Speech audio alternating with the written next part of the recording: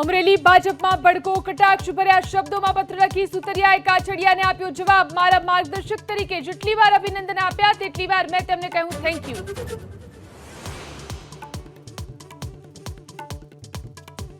વલસાડમાં નશાકારક સિરપના રેકેટનો પર્દાફાશ. રત્નાગીરી પ્લાઝા નામની બિલ્ડિંગમાંથી નશાકારક કોડેઇનની 115 બોટલ સાથે એક આરોપીની ધરપકડ.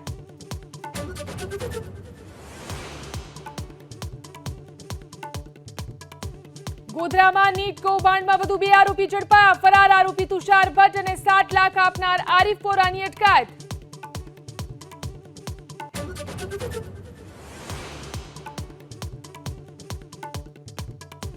સુરતમાં બોમ્બ બ્લાસ્ટનો ધમકીભર્યો ફોન કરનાર આરોપી અશોકસિંહની ધરપકડ. કંટ્રોલ રૂમમાં ફોન કરી 3 જગ્યાએ બ્લાસ્ટ કરવાની આપી હતી ધમકી. પોલીસને હેરાન કરવા ફોન કર્યાનો ખુલાસો.